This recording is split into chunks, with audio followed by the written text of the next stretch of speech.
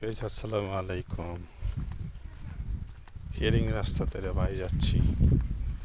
রাস্তাটি সুন্দর পরিবেশ, হিয়ারিং রাস্তা দেখতে পাচ্ছেন। রাস্তাটির দুধারে গাছ, সুপারি গাছগুলো ভালো।